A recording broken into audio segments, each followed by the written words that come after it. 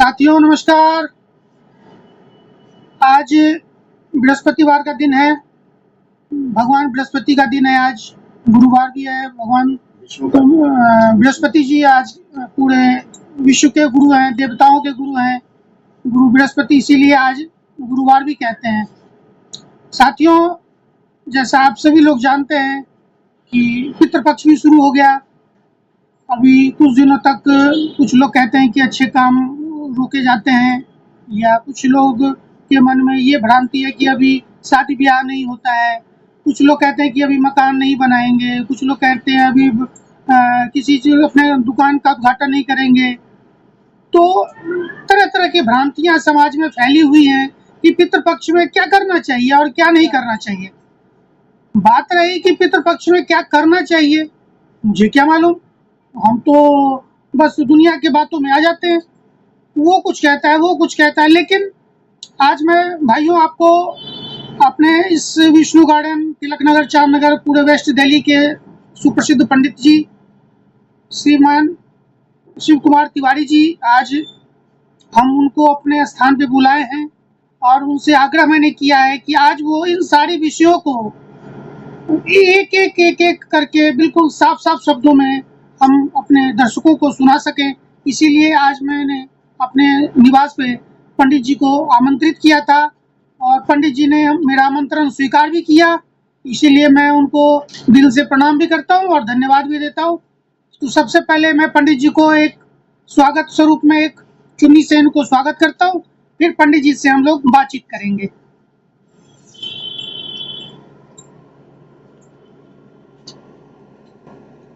राधे कृष्ण, राधे कृष्ण। बहन जी राम राम। सभी भाई बहनों के लिए हमारा प्रणाम, नमस्कार, शुभ आशीर्वाद। और पंडित जी, एक बात आप सबसे पहले बताइए कि जैसा मुझे पता चला है कि पिछले 25-30 सालों से आप अपने घर में हर एक पूर्णिमा को सत्यनारायण भगवान की पूजा करते हैं, चलती आ रही है। और मतलब बिल्कुल अन्न जल त्याग करके जब तक पूजा नहीं हो जाती है आप मतलब अन्न नहीं लेते, पूजा करने के बाद ही लेते हैं। तो शायद मेरे जिंदगी में ये पहला अनुभव है कि ऐसे कि कोई व्यक्ति है जो अपने घर में और हर एक पूर्णिमा को, हर एक महीने अपने घर में और अपने खर्चे से अपने घर में पूजा करते हो। मैं इसके लिए सबसे पहले आपको बधाई देता हूँ कि आप इतने अच्छे उदाहरण प्रस्तुत कर रहे हैं हमारे गांव, हमारे लोगों के बीच में। तो सबसे पहले थोड़ा सा आप मुझे क्या, हमारे दर्शकों को ये बताइए कि सत्यनारायण भगवान को ये कौन से भगवान हैं और इनकी पूजा करते हैं, तो सत्यनारायण शब्द कहाँ से आया, जरा सा आप इस विषय में हम लोगों को जानकारी दीजिए। बहुत बहुत धन्यवाद, आप अच्छा प्रश्न पूछा है। और मैं सत्यनारायण भगवान के बारे में बताऊंगा कि भगवान विष्णु को सत्यनारायण ही रूप दिया गया है। उनको नाम जो है विष्णु भगवान के लिए ही सत्यनारायण का नाम दिया गया है। उसके उपलक्ष्य में मैं आपके समक्ष कुछ थोड़ा सा जो भी जानता हूँ मैं बताऊंगा। बहुत अच्छी तरह से आप ध्यान पूर्वक से श्रवण कीजिए, क्योंकि सत्यनारायण नाम भगवान विष्णु के लिए किसने दिया, कैसे मिला उनको, तो मैं ये आपके लिए बता जाऊं। जिस समय पर यहाँ पर धराधाम नहीं था, पृथ्वी नहीं थी, जल ही जल ही था, जल ही जल था, तो उस समय पर ब्रह्मा जल में भगवान विष्णु यानी शेष सैया पर विराजमान भगवान विष्णु और लक्ष्मी जी उनके चरणों को दबा रही थी, बैठे हुए थे, और उनकी नाभि से कमल पर कमल के पुष्प पर ब्रह्मा जी का प्रादुर्भाव हुआ।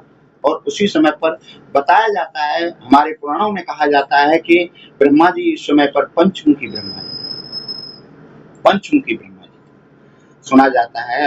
हमारे वेद पुराण भी कहते हैं कि पंचमुखी ब्रह्मा जी थे। कमल के जब उन्होंने पंचम मुख से अपने से देखा, इधर उधर देखा कि मेरा यहाँ पर प्रादुर्भाव कैसे हुआ है, मैं कहाँ से आया हूँ, मैं कौन हूँ, क्या हूँ मैं, तो जब उन्होंने इधर उधर देखा तो कुछ भी नजर नहीं आया, जल ही जल दिखाई दिया।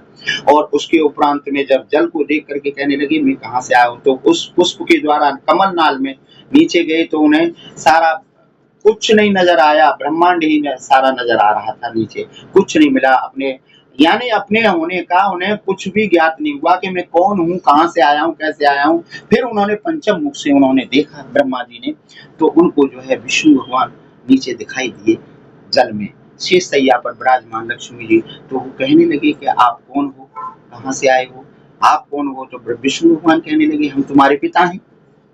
और ब्रह्मा जी कहने लगे क्या आप हमारे पिता कैसे हो सकते हो, हम आपके पिता हैं। इस तरह से कहने लगे, है ना। तो इस तरह से दोनों में आपस में वार्तालाप चल रहा था। उसी समय पर उस जल में एक प्रतिबिंब खड़ा हुआ। प्रतिबिंब शिवलिंग कहते हैं। और उसी शिवलिंग से शंकर भगवान का प्रादुर्भाव हुआ। और शंकर भगवान ने उसी समय पर कहा, उन दोनों से कहने लगे, ब्रह्मा जी से, विष्णु से, आप इस तरह से क्यों वार्तालाप कर रहे हो। दोनों इधर उधर हो गए। तो फिर विष्णु भगवान ने जब सारा वृत्तांत बताया अपने बारे में, ब्रह्मा जी के बारे में, तो इस तरह से शंकर भगवान कहने लगे तो मैं आपके इसका निर्णय करूंगा दोनों का, कैसे कैसे क्या है, कैसे कैसे कौन किसका पिता है, कौन कैसे है क्या है। तो दोनों के लिए जो प्रतिबिंब था ना बीच में जो खड़ा हुआ था, दोनों के लिए शंकर भगवान ने दोनों के लिए कार्य दे दिया। क्या कार्य दिया, उस प्रतिबिंब का पता लगाना। ब्रह्मा जी से कहा आप इस प्रतिबिंब का पता लगाइए, आप ऊपर का पता लगाएंगे या नीचे का पता लगाएंगे। तो ब्रह्मा जी कहने लगे हम ऊपर का पता करेंगे, है ना, कि ये कहाँ तक है। और तब विष्णु भगवान के लिए कहा शंकर भगवान ने कि आप जो है जल में जाकर के, नीचे जाकर के इसका पता कीजिए। तो विष्णु भगवान जो है नीचे जल में गए और ब्रह्मा जी ऊपर गए, ऊपर यानी आकाश में गए उस प्रतिबिंब का पता लगाने के लिए। तो उसी समय पर क्या हुआ, चलते चलते विष्णु भगवान कहने लगे कि इसका पता हम नहीं कर पाएंगे। इसलिए वो वापस आ गए और उन्होंने शंकर भगवान से आते आते ही ये कहा कि भगवान हम जो है इसका पता नहीं लगा सकते। क्यों कि हम आपसे सच झूठ तो बोल नहीं सकते, इसलिए हम तुम्हें सत्य बता रहे हैं। हमें इसका कोई पता नहीं है, ये कि कहाँ तक है, कैसे है, क्या है ना। तो हम इसका पता नहीं लगा सकते हैं। इसलिए उन्होंने सच बोला, शंकर भगवान से आकर के सत्य बोला। तो शंकर भगवान ने उनका नाम सत्यनारायण रख दिया। या आज से आपका नाम विष्णु भगवान, विष्णु तो ही है आप, और आज से आपका नाम सत्यनारायण कहा जाएगा। एक बार बोलिए सत्यनारायण भगवान की जय। सत्यनारायण भगवान की जय। अब इधर ब्रह्मा जी जो है ऊपर का पता लगाने के लिए गई। तो ब्रह्मा जी के लिए पहले गाय मिली, गाय गौ माता मिली। और गौ माता को देख करके उन्होंने ब्रह्मा जी ने कहा कि आप जो है हमारे जो है गवाही दे देंगे। गवाही अंग्रेजी में विटनेस कहते हैं इसको, है ना, विटनेस दे देंगे, विटनेस कह देते हैं। और हिंदी में गवाही कह देते हैं कि आप हमारी गवाही देंगे, आपकी हम सभी से पूजा करवाएंगे, सभी देवताओं से पूजा करवाएंगे, सभी देवता आपके अंदर विराजमान रहेंगे, विद्यमान रहेंगे और आपकी सब जगह पूजा होगी, है। तो आप हमारी गवाही दे देंगे। तो गाय माता ने कह दिया कि हाँ हम दे देंगे। और फिर उसके बाद में और आगे को ऊपर को चले तो वहां पर एक केतकी का पुष्प मिला, केतकी का। उस पुष्प से भी उन्होंने ब्रह्मा जी ने इसी तरह से कहा कि आप हमारी गवाही दे सकते हैं क्या, कि आपको हम सभी देवी देवताओं के ऊपर चढ़ाएंगे। ब्रह्मा जी ने इस तरह से उस पुष्प से, केतकी के पुष्प से कहा। तो उसी समय केतकी के पुष्प ने कह दिया, हाँ कर दिया गवाही देने के लिए। गवाही देने के लिए अब उन दोनों को ब्रह्मा जी अपने साथ में लेकर के शंकर भगवान के पास में वहां पर आए, जहाँ पर विष्णु भगवान और शंकर भगवान है ना जल के ऊपर। तो वहां आए, आने के बाद में ब्रह्मा जी से शंकर भगवान ने पूछा, ब्रह्मा जी क्या आपने इसका पता लगाया। तो ब्रह्मा जी ने झूठ बोला, आते आते कहा क्या हाँ हम इसका पता लगा करके आए। क्या हम कैसे माने आप इसका पता लगा के आए हो। तो हम आप कैसे आपको, क्या आप इसका पता लगा के आए हो कि हमारे जो दो गवाह हैं इनसे आप पूछ लीजिए। तो उनसे पहले गाय माँ से कहा, गौ माता से कहा। तो गौ माता ने जो है सिर हिला दिया, हाँ कर, क्या हाँ ये पता लगा।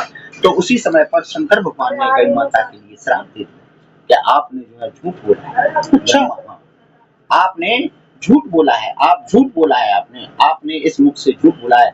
आप जो है आपका शरीर जो है पूज्य नहीं होगा, आपकी पूजा जरूर होगी, लेकिन आपका मुख है ना कलयुग में ये पूजनीय नहीं होगा।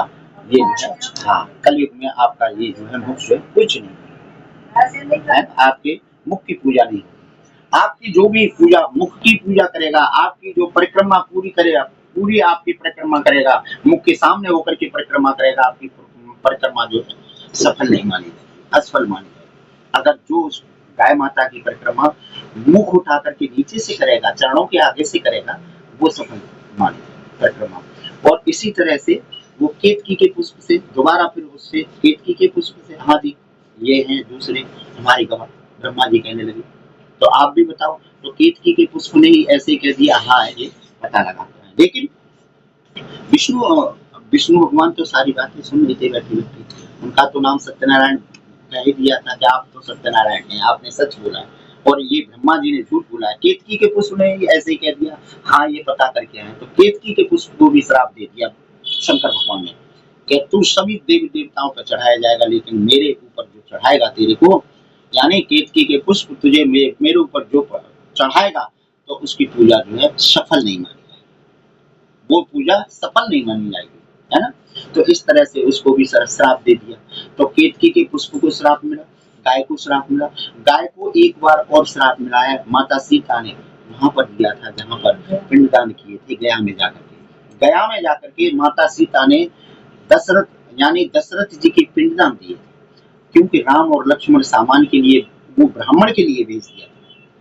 ब्राह्मण ने उनके लिए सामान लेने के लिए भेजा, और वो सामान लेने के लिए राम और लक्ष्मण चले गए, और तब तक मुहूर्त निकला जा रहा था।